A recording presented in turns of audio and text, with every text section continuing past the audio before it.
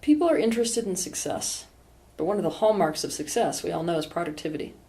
Productivity is essentially nothing more than our effectiveness at making, causing, providing, or creating something.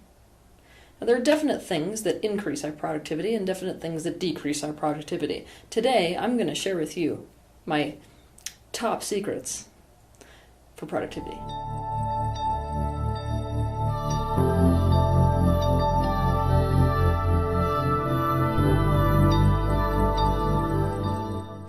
One, intrinsic motivation. When your motivation comes about specifically because the doing of something you find naturally satisfying in and of itself. You don't really need motivation to do something. You will, in fact, not even have to try to be productive. Here's an example. Let's say you put a monkey in a cage with a puzzle. You don't really have to do anything to get that monkey to begin playing with the puzzle because they find playing with the puzzle naturally satisfying. Let's say that I was to introduce a reward. Let's say that now I'm going to feed the monkey for doing this puzzle. That's an extrinsic reward. Now this monkey is motivated not by the pleasure of doing the puzzle itself. This monkey is now motivated by the treat. Extrinsic motivation is a recipe for productivity disaster, and it's one of the reasons why in work environments where the main motivation for people's work is the paycheck, productivity is not what it can be. You will not have the wave of energy within you to accomplish a task if you have no intrinsic motivation. Instead, it will feel like it takes the forced effort of drudgery to do it. Intrinsic motivation is why a scientist can spend years in a lab until they emerge with a theory. Intrinsic motivation is why an athlete can dedicate their entire existence to a 10-second race. This is one of the reasons why, even though some people work better in a structure type of a situation, a lot of people actually don't work as well when their day or their activities are structured. They don't follow a set routine. Instead, it's an intuitive, felt-based, and organic interaction with their day as the day occurs. These people organize their day according to inspiration. Where there is inspiration, you can ride the wave of that inspiration and take inspired action steps. If you do what inspires you, even a task that's difficult to do takes no forced effort to do, and it takes much less time to do it as well. If you really don't have intrinsic motivation or natural inspiration to do something, I think it's about time to question why you're dedicating so much of your time and your energy and your resources to something you don't find naturally satisfying. In other words, it's time to reevaluate your life. 2, if you aren't automatically intrinsically motivated towards something, but you're still completely committed to dedicating your time and energy and resources to it, I'm going to give you a tiny bit of a hack. What you're going to do is you're going to find something that does intrinsically motivate you within the thing that doesn't motivate you at all. For example, imagine that someone's totally unmotivated to help others, but this person loves problem solving. If someone in their life has a problem, they can set the intention of honing their skill of problem solving in general, and suddenly they will feel motivated to do it. To understand more about this, watch my video titled Priceless Motivation Tip. Find the self-serving motive. 3, act on inspiration immediately. This is one of the biggest mistakes that people make. They think that when they come up with something that inspires them, they have time to act on it. You actually don't. When it comes to this inspiration that rises within you that we could consider the forerunner for intrinsic motivation, it functions a lot like surfing. Those of you who have ever surfed or have seen somebody surf know that there's a very limited amount of time you have to get on that wave. This means act immediately. Don't say, oh, I'm going to do that in an hour, I'm going to do that tomorrow, or I'll do it someday. You want to take action the second that something happens. I'm talking seconds to minutes is all you've got to take your first action step. 4, you want to deal with resistance the second that it arises. Now this is the opposite of what most people in the world do, and it sure as hell is the opposite of what people in businesses do. In fact, the attitude is the opposite, that success or productivity is somehow accomplished by bulldozing resistance when it occurs. To understand resistance fully, I want you to imagine a lake. In this lake there's a boat. This boat has 6 oarsmen in it, each of whom have a paddle. Some of these oarsmen are paddling in one direction, some of them are paddling in the opposite direction. These oarsmen are in resistance to each other, because resistance is nothing more than opposition. It is any oppositional force. We can meet with opposition from the outside, and we can meet with opposition from the inside. How obvious is it that when resistance is involved, like that lake scenario, the likelihood of us getting to where we want to go is a lot lower? And even if we do get there, how much time is it going to take us comparatively if we don't get all of these people going in one direction at one time? The rule of thumb for success is this: if resistance occurs, you stop what you are doing. You deal directly with the resistance and create a resolution so that there is no longer that force of opposition before you do anything else. No action should be taken from a place of resistance.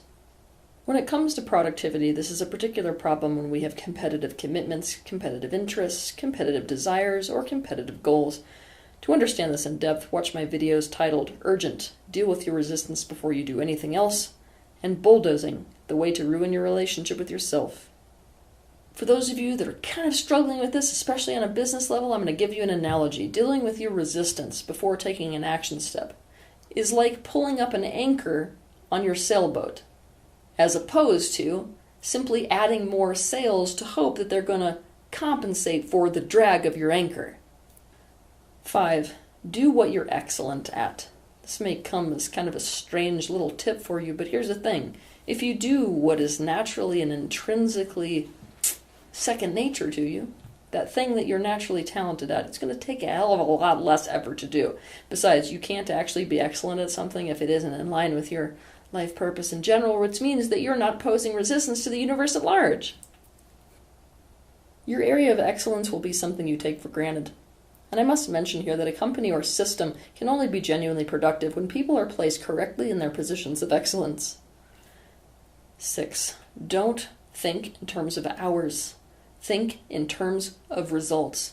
This is one of the biggest differences between people who are genuinely successful and productive and people who are not. You want to think of the completion of a task and the quality of what is produced.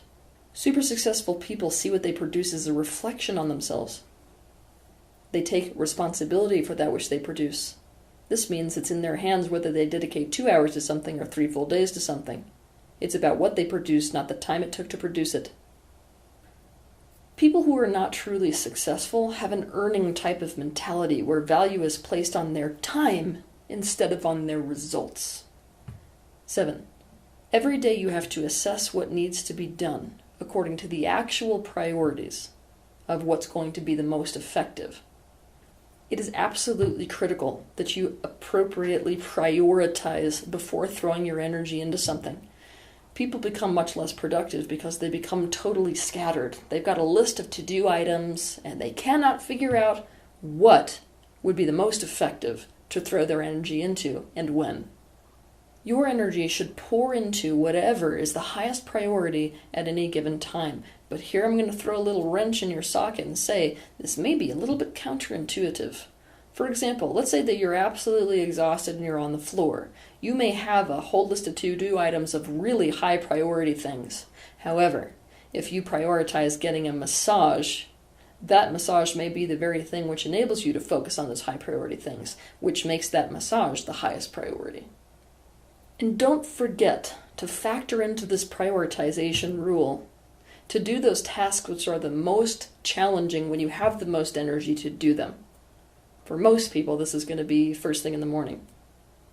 Make lists and check them off the minute that they're completed. This may seem like a trite type of a suggestion. In fact, you've probably seen it in a lot of your educational suggestions around success, but the reason that this is actually here is because it actually works, you guys.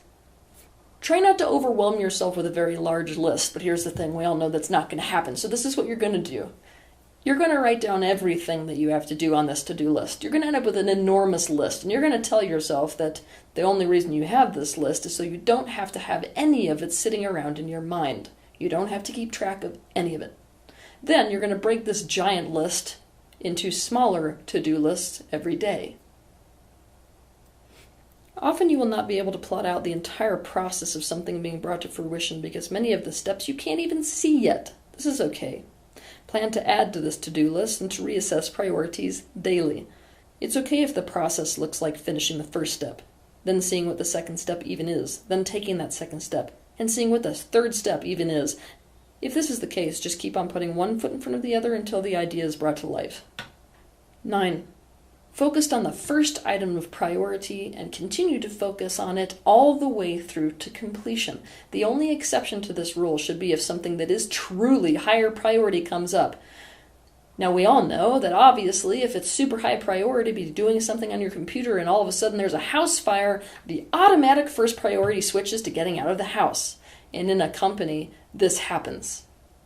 But when this isn't happening, you need to focus and focus through to completion. Truly successful people focus on the completion of a task.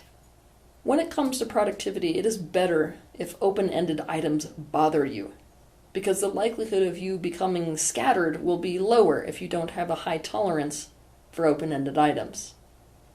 You're also going to have to be really honest about your capacity or lack thereof to multitask, and let's say that you are one of these people who actually is naturally good at multitasking. You still have to ask yourself the question, is multitasking the best way of getting this done? Or is the very best thing to focus entirely all of my energy focus and anything else that I have into this one thing to a state of completion? Also, I cannot tell you how much more productive it will make you because of how much more of an energy boost you will get to be able to actually cross something off of your list and never have to think of it again. 10. Become aware of where your energy is going. So much of the time, people who struggle with productivity think their energy is going towards things they aren't actually focusing on. One of the most eye-opening things you can do is to pick 2 or 3 days. And during those 2 or 3 days, you're going to keep track of every minute of your day, what you are doing, and therefore what your energy is actually going towards. You're going to keep a journal and write down what you're doing and for how long. Every time you change focus or do something else, write it down. For example, 8 to 8:20, getting ready in the bathroom. 8:20 to 8:45, eating breakfast. 8:45 to 9:15, driving to work and listening to Self-Esteem Podcast. 9:15 to 9:20, walking from parking garage to desk. 9:20 to 11 o'clock, in a marketing meeting. 11 to 11:20, arguing with girlfriend over the phone. You get the point. You're going to do this for the entire day, and when this exercise is done, you're going to look back at it.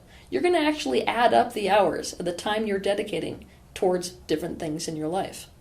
And then you're going to ask yourself the question, how do I feel about this? Is my actual time and energy and focus going to the things I want it to go to? Or am I really lying to myself? Is it really a wonder why I'm not productive anymore? Don't be surprised about this. Most people who do this exercise find out just how much time they are dedicating to thinking about doing something versus actually doing it. 11. Be aware of when the time comes to delegate. And when that time comes, delegate. Productivity slows down so much when one person has too many things to do. Basically, there cannot be too much on one person's plate. That person includes you.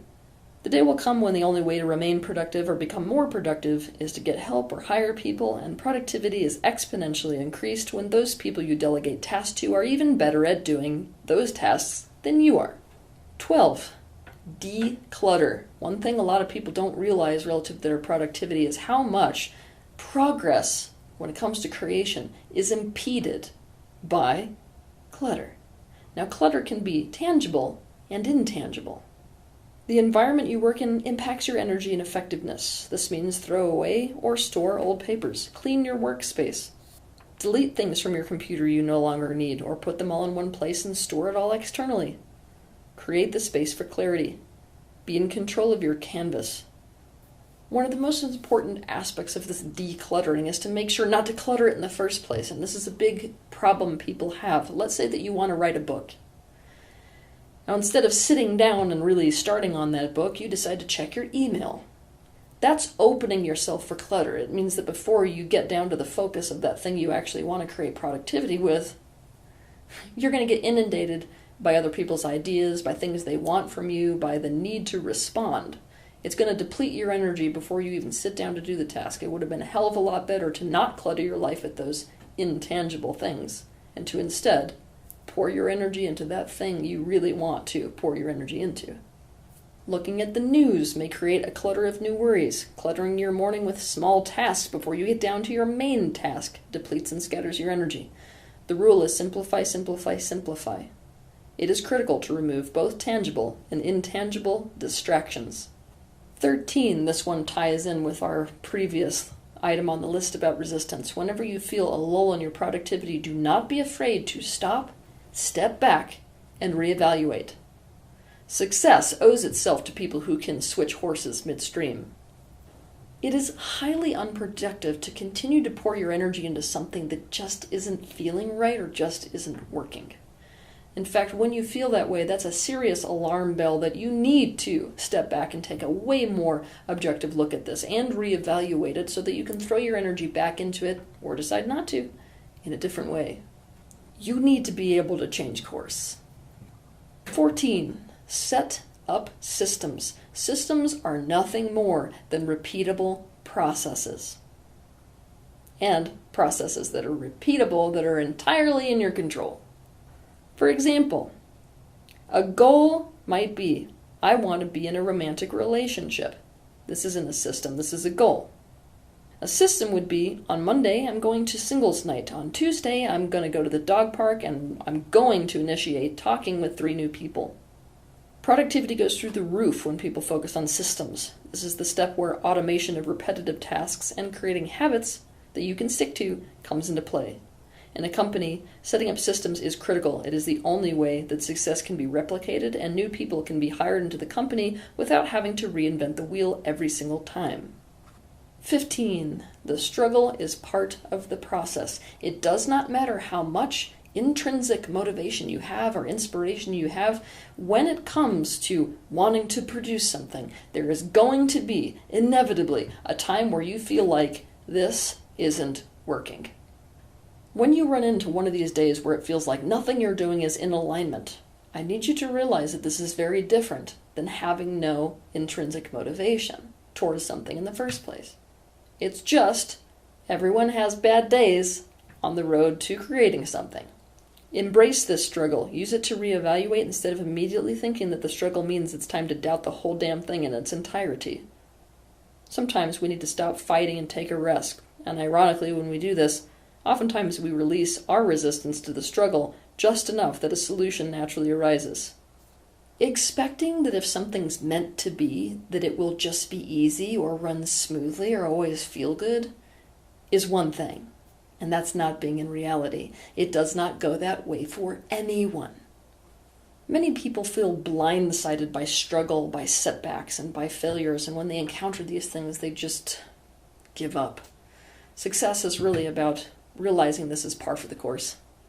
It's about streamlining your energy and your focus and riding those waves of inspiration and intrinsic motivation so that you can focus that streamlined energy all the way through to the completion of whatever it is you're trying to produce. Have a good week.